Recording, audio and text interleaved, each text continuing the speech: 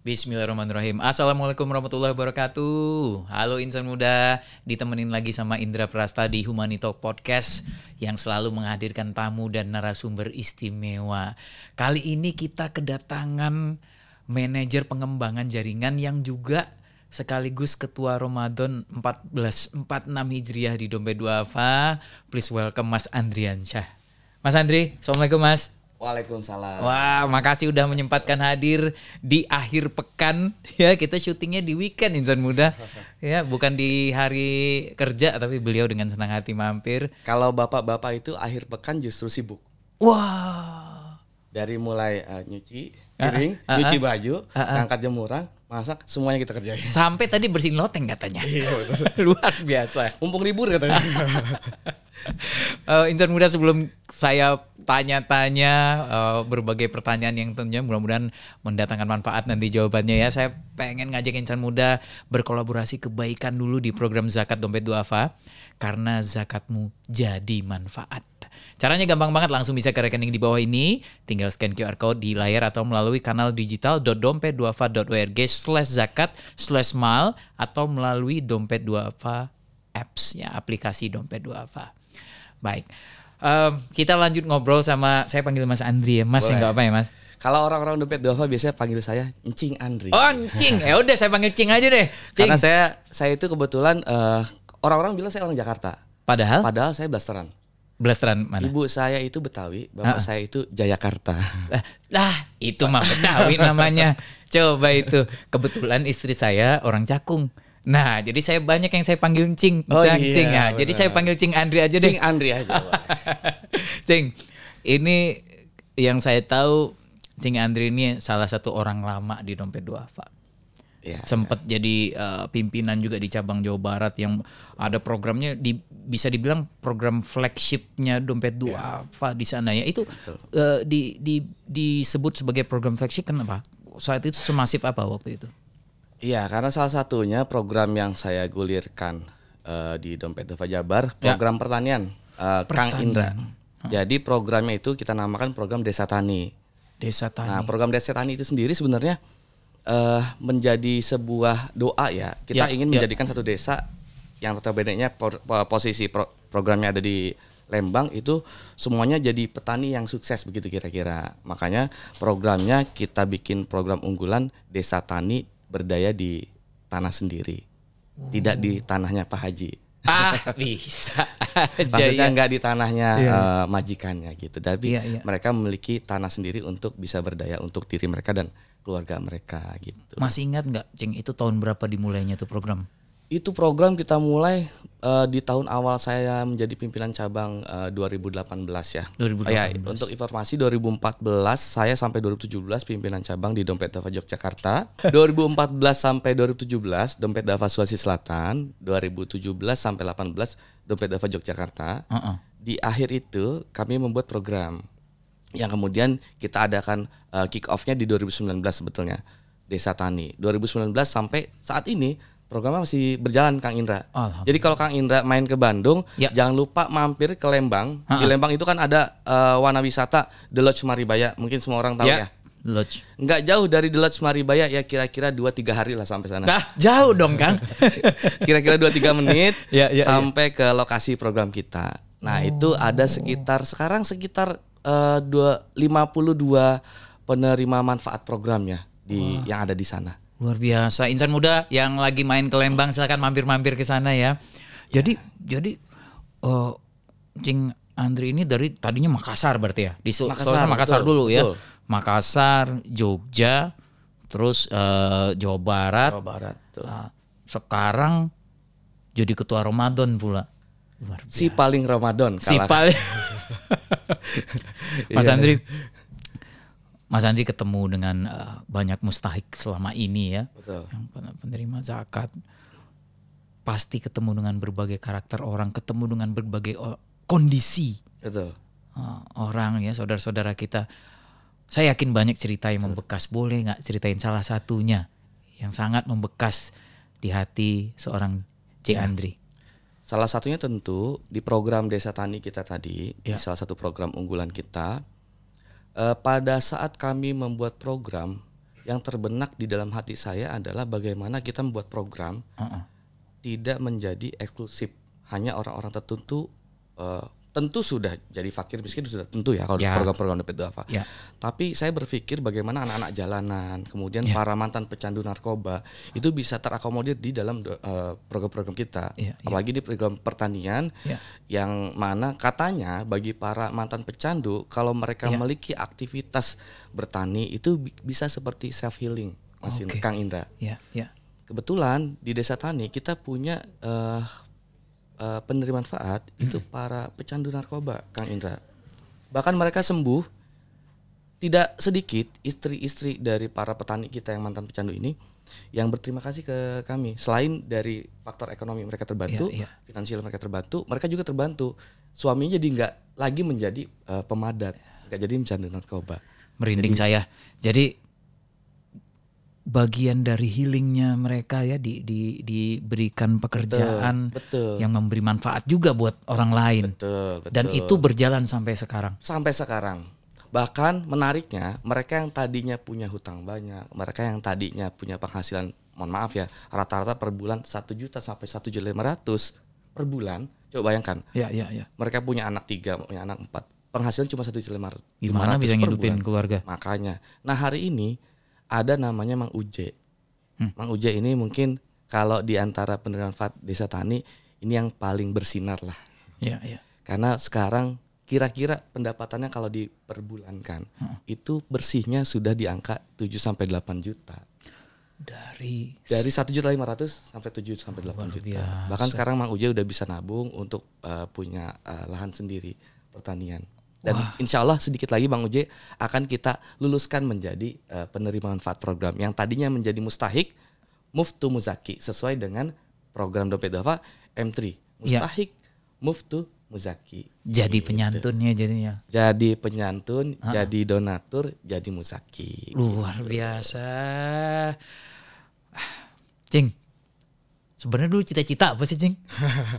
Nah, kepikiran gak sih akan bergabung dengan dompet duafa dan malang melintang sampai sekarang gitu? Apa emang dari dulu punya jiwa sosial yang tinggi, dari kecil ada momen yang membuat tersentuh atau memang punya cita-cita yang lain sekali? Waktu usia balita, ini tentu cerita orang tua saya ya. Ketika ditanya mau jadi apa, karena balita itu kan kalau ngomong nggak jelas. Saya bilangnya, Andri mau jadi apa? Jadi etuh. Nah itu etuh tuh apa? Kita juga nggak tahu. Apaan tuh ya? Tapi pas udah agak lancar di usia 6 tahun, mau jadi apa? Konsisten itu. Anak kecil yang konsisten itu kayak saya. Direktur. Oh itu direktur. Tapi menarik ya Kang Indra. Saya nggak ngerti direktur itu apa. Karena emang paman saya mau jadi apa? Jadi direktur gitu ya. Saya ikutin aja direktur. Baru belakangan saya tahu direktur itu adalah seorang pemimpin begitu ya. Ya tapi itu kan jawaban anak-anak ya. Nah kalau ditanya tadi, terus gimana kok bisa betah di dompet duafa? Betul, saya 2011 saya masuk dompet duafa, Kang Indra. Sekarang dan berkarya di dompet duafa salah satu kerjaan saya yang tahan lama. Karena saya biasanya dulu pernah di kantor pajak cuma setahun 2 tahun, di Kementerian Agama saya nggak lama cuma setahun, kemudian di konsultan nggak lama juga. Betahnya tapi di sini sini betah. Setelah saya pikir-pikir kenapa saya betah, ternyata mungkin ini yang saat ini saya sadari sebagai value barangkali ya. Bekerja di dompet duafa itu banyak kesamaan dengan value personal yang saya pegang. Kita membantu orang, kemudian dulu orang tua saya juga almarhumah ibu saya, bapak saya juga masih sehat hari ini. Selalu kalau ada sesuatu kita pulang dari Cisarua bawa alpukat. Alpukat kan kadang-kadang ada yang bagus, ada yang busuk. Yang busuk disisihkan untuk kami, yang bagus untuk tetangga. Saya selalu protes, kenapa sih yang jelek-jelek buat kita, yang bagus buat tetangga? Kata bapak saya, nggak apa-apa, kita kalau ngasih orang yang terbaik gitu kira-kira. Jangan diumpetin justru yang busuknya untuk kita. Bukan yang duit yang udah lecek baru dikasih ya. Bukan, jadi itu rupanya saat ini saya sadar itu kayaknya value dah. Kalau zaman kekinian kita itu value. Padahal bapak saya nggak lulus kuliah, ibu saya cuma lulusan SD, tapi ya saya bersyukur orang tua saya menanamkan itu kepada kami, pada anak-anaknya, bahwa memberi orang itu yang terbaik. Kang Indra, kalau saya boleh cerita lagi, percaya nggak, dari mulai SD, SMP, SMA sampai kuliah, motor yang menjemput saya, bapak saya itu nggak pernah kosong di belakang. Selalu isinya teman saya. SD ketika saya antar jemput oleh bapak saya di depan, teman saya di belakang. SMP ketika bapak saya antar jemput, sama bapak saya teman saya. Selalu saya ajak teman. Karena saya berpikir kasihan ya kalau misalkan dia jalan kaki, kasihan kalau dia harus nunggu angkot kelamaan. Udahlah angkut aja. Walaupun kita harus berdempet-dempetan. Ya kan SMP udah mulai besar badan kita. Enggak apa-apa, yang penting teman saya selalu ada. SMA ketika saya sudah memiliki kendaraan sendiri. Sama, saya punya saya yang mengendarai, teman saya yang nebengin teman ya. Sampai kuliah ada gitu. Dan saya seneng-seneng aja. Nah, menariknya kadang-kadang ada yang rumahnya nggak sejalan juga. Tapi tetap dianterin. Itu bukan nebengin namanya, emang nganterin. Kalau nebengin kan yang sejalan. Dan ternyata berarti memang menurun dari orang tua ya.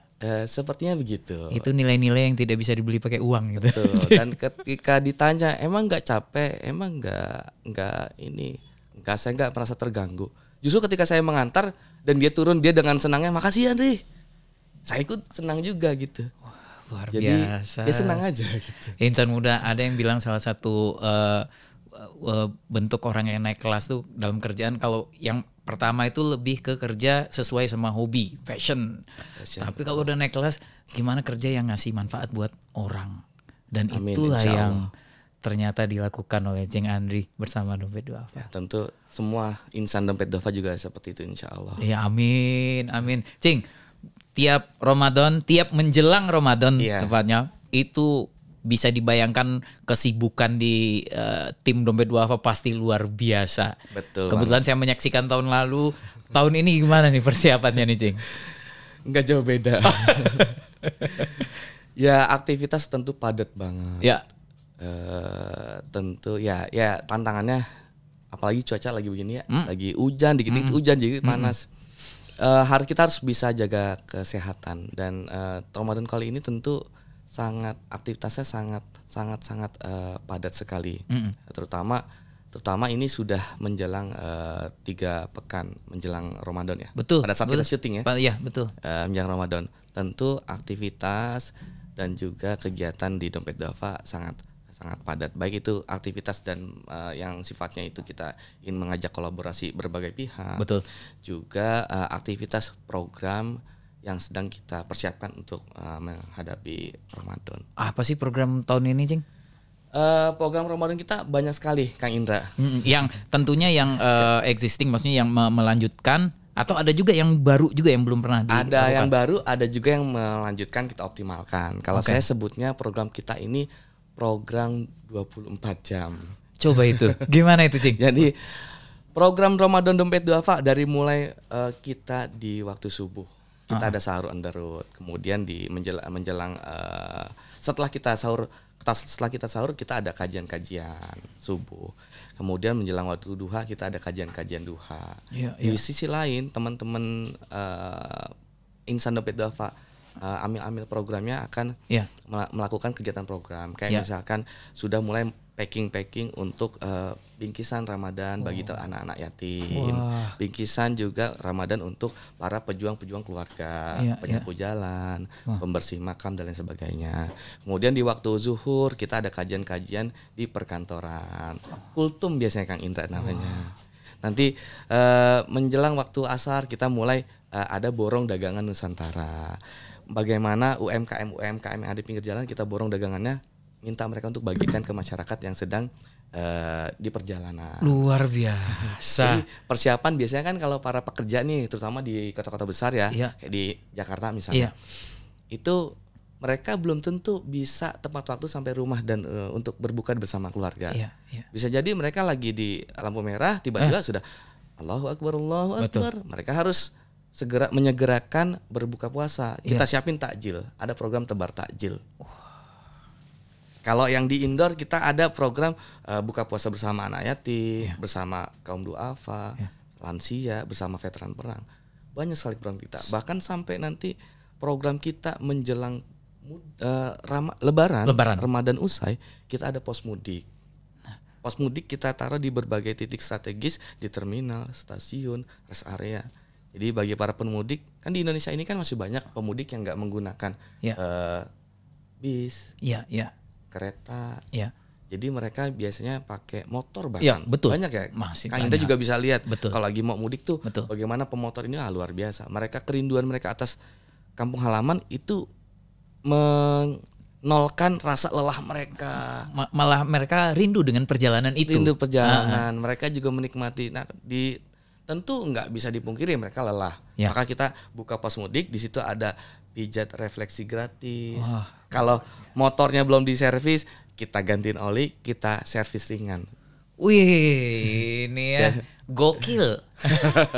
Keren banget. Dan kalau tadi yang Cing Andri bilang 24 jam, saya benar-benar bisa kebayang, benar-benar dari sahur sampai ketemu sahur lagi. Ada kegiatannya dari yang awal orang baru bangun sahur. Jadi kebayang ya persiapannya luar biasa ya teman-teman, mudah-mudahan dilancarkan. Tapi ada target tentunya, Cing. Tentu ya, setiap program pastinya ada target. Betul. Sebenarnya kalau bicara target, tahun ini targetan penerima manfaat kita ada 500.000 orang. Yang penerima manfaat yang ke depan akan kita sasar menjadi penerima manfaat program-program pendaya dompet duafa adalah 500.000 orang. Nah, salah satunya tidak hanya di Indonesia, salah satunya ada di luar negeri, yaitu di Palestina. Tadi saya lupa mention. Oke. Kalau untuk program Palestina, insya Allah kita akan bagi-bagi makanan, kita akan bagi-bagi obat-obatan. Tentu Kang Indra juga bisa, kita sama-sama tahu hari ini di Palestina sedang terjadi genosid. Dan alhamdulillahnya sudah masuk di hari mungkin 23 hari kita ada ceasefire. Gencatan senjata, dan itu menjadi peluang bagi kami, bagi dompet duafa, bagi kita semua untuk menggelontorkan, menyalurkan bantuan besar-besaran masuk ke jalur Gaza gitu. Nah, jadi memang itu salah satunya Ramadan di Palestina. Kemudian kita juga ada program-program yang mensasar yatim. Insya Allah nanti di pertengahan Ramadan kita ada program buka bersama yatim di salah satu aula di Taman Mini, nanti diinfokan 1.500 yatim Kang Indra. Mungkin Kang Indra bisa hadir nanti. Amin. Insya Allah. Jadi ternyata sebarannya bukan hanya seluruh Indonesia, bahkan sampai ke Palestina.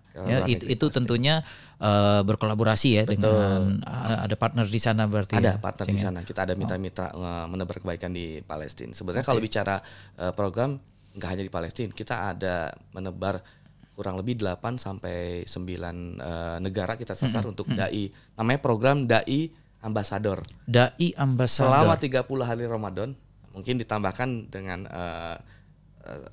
bulan Syawal, para dai disebar ke berbagai titik di negara, di luar negeri, negara-negara di dunia.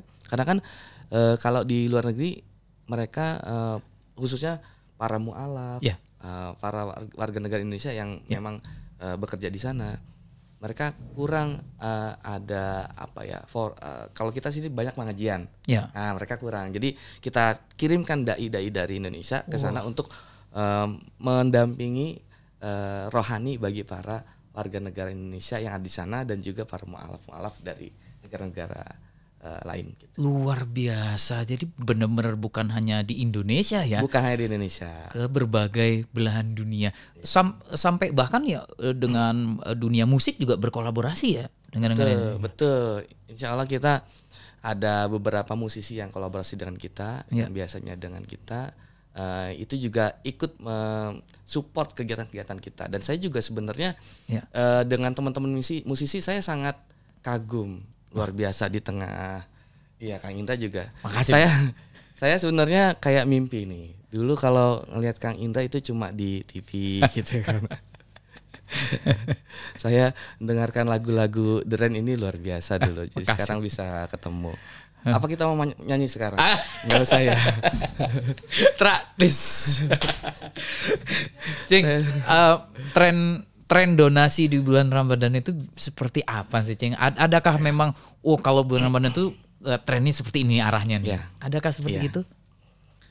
Alhamdulillah di Indonesia tren donasi dari tahun ke tahun itu Iya. mengalami peningkatan. Alhamdulillah. Masyarakat Indonesia di tengah kondisi yang terbatas, Ya, di tengah himpitan ekonomi, ya, di tengah PHK yang cukup besar, ya. tentu itu menjadi berita yang tidak membahagiakan buat Ya. kita. Cuma masyarakat Indonesia ini luar biasa. Mereka tetap ingin memberikan donasi terbaik. Ya.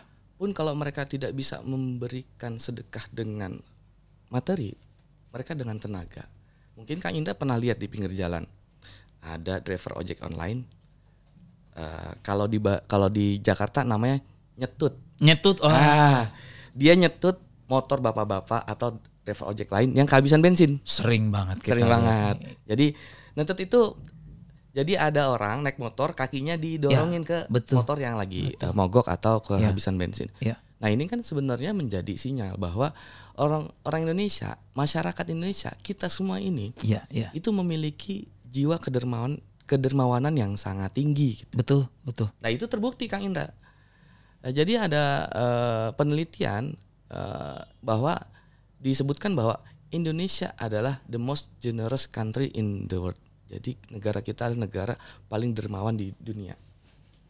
Dan itu menariknya, kita dari 2017 sampai 2024 ini atau 7 tahun berturut-turut itu menjadi negara paling dermawan di dunia. Alhamdulillah. Berkah buat bangsa Indonesia. Amin. Semoga dapat kebaikan yang berlipat-lipat. Amin ya rabbal. Wah, ini Cing. Ya. Mungkin ada insan muda yang belum pernah ikutan donasi terus jadi pengen ikutan donasi. Tentunya ada kanal-kanal yang kita siapkan Betul, ya betul. dari teman-teman Dompet Duafa. Itu lewat apa aja sih, Cing? Banyak banget. Jadi kita membuka layanan kemudahan bagi para insan muda. Jadi bagi insan muda yang ingin berdonasi ke Dompet Duafa bisa melalui digital. Digital. Ada digital.dompetduafa.org.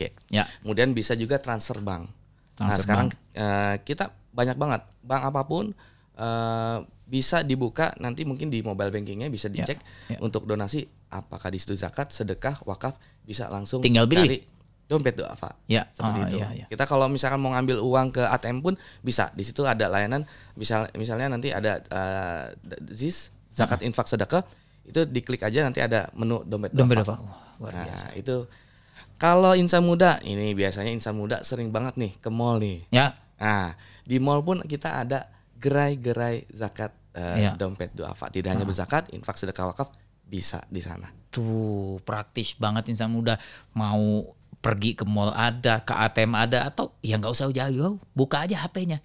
Pasti nemu. Kalau niat nyari pasti nemu. Terus ada kalkulator zakat juga ya katanya. Cing, itu apa sih, Cing? Betul. Jadi kita punya kalkulator zakat digital. Diklik aja kalkulator zakat Dompet Duafa, itu akan muncul. Jadi itu untuk mengkalkulasi berapa sih sebenarnya zakat yang harus kita tunaikan.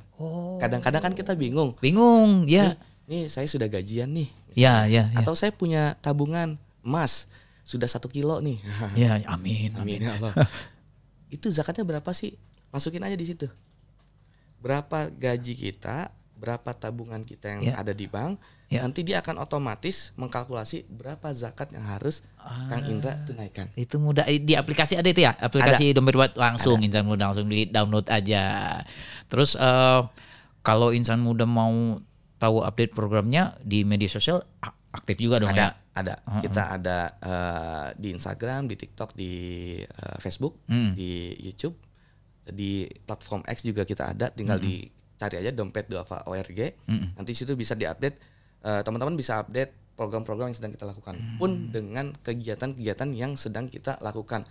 Itu insan muda. Udah langsung abis ini langsung download. Sambil nonton juga sambil di-download bisa ya. Tapi nontonnya jangan, berarti HP-nya harus beda. Ya udah nanti abis ini ya. Kalau nontonnya dari komputer bisa. Cing, kenapa insan muda harus ikutan kolaborasi Ramadan bareng Dompet Duafa? Oke, baik. Pertama, Dompet Duafa itu kegiatannya sangat variatif. Banyak sekali program-program yang kita jalankan. Jadi kalau misalkan kita kurang suka, atau saya seperti saya ya. Saya kalau sahur ini lebih senangnya di rumah. Sebenarnya kayak karena kesiangan sih. Di rumah yang makan oblok di rumah ya. saya saya nggak bisa nih ikutan sahur on the road, maka bisa ikutan yang buka bersama bareng yatim misalkan. Atau kalau misalkan saya nih mau jadi relawan dompet duafa, saya nggak punya kemampuan apa-apa nih, tapi saya bisa kok untuk menjadi panitia, bisa ikutan juga gitu. Jadi kenapa kolaborasi ke dompet duafa? Karena pilihan program yang ada di dompet duafa itu banyak. Kedua, program yang kita jalankan itu program-program real. Insya Allah donasi-donasi yang kita himpun dari masyarakat, dari insan muda, itu semua kita salurkan menjadi program-program nyata gitu. Artinya jangan takut, donasi teman-teman, donasi insan muda akan sampai tersalurkan. Itu dan insan muda, kalau mungkin insan muda ada yang udah gabung juga ya, udah sering dapat email dari dompet duafa laporan. Saya kadang-kadang terima tuh laporan konsolidasi ya. Wah itu bikin hati ini makin adem. Karena ternyata donasi yang kita kirimkan itu tersalurkan dengan baik ke penerima manfaat. Nah, insan muda, sebelum pamit saya pengen ngajak insan muda kolaborasi kebaikan di program Zakat Dompet Duafa, karena zakat kamu jadi manfaat. Caranya gampang, langsung bisa ke rekening di bawah ini, scan QR code di layar atau melalui kanal digital.dompetduafa.org/zakat/mal atau melalui Dompet Duafa apps ya, melalui aplikasi Dompet Duafa. Cing, ada lagi nggak penutup nih buat insan muda yang nonton? Oh ya, oke, baik. Kalau dari saya gini, kalau kita ibaratkan dalam hidup ini kan seperti sinetron ya, ada seri-serinya. Saya hanya ingin mengajak, ketika anggaplah kita bermain peran di dalam sinetron, kita pasti ingin memerankan lakon terbaik dong. Betul. Nah, kalaulah saat ini kita diberikan kesempatan menjadi pemeran dalam episode kehidupan kita saat ini, Andri sebagai ketua Ramadan misalkan, Kang Indra sebagai host dari podcast kita kali ini, maka ingin memberikan lakon terbaik. Agar apa? Kalau kita nonton film, pasti kan ujungnya pengen yang happy ending, betul nggak? Kalau kita sudah melakukan yang terbaik, insya Allah nanti Allah akan berikan hasil-hasil terbaik. Amin. Yang akan membawa kita pada ujung yang membahagiakan gitu. Amin. Kira-kira. Maka saya mengajak, berikan lakon terbaik di episode kehidupan kita pada hari ini. Dengan cara apa? Bisa menjadi relawan dompet duafa, bisa berdonasi ke dompet duafa, bisa juga terlibat dalam kegiatan aktivitas dompet duafa. Dan kebetulan di Ramadan kali ini kita punya sebuah tema, Kang Indra. Tema kita di Ramadan kali ini dompet duafa mengusung tema berzakat, kerennya nggak ada obat. Wih, berzakat kerennya nggak ada obat. Ramadan kerennya nggak ada obat. Ramadan kerennya nggak ada obat. Keren. Insan muda kerennya nggak ada obat. Coba itu keren banget. Insan muda, itu dia Cing Andriansyah, Ketua Ramadan 1446 Hijriah di Dompet Duafa. Kita doakan mudah-mudahan programnya dilancarkan, membawa semakin banyak kebaikan terus, Cing. Amin ya Allah. Bersama teman-teman, sehat-sehat juga tim Dompet Duafa. Usai sudah jumpa kita hari ini, insyaallah kita ketemu lagi di kesempatan berikutnya. Indra pamit, Cing Andri pamit. Assalamualaikum warahmatullahi wabarakatuh.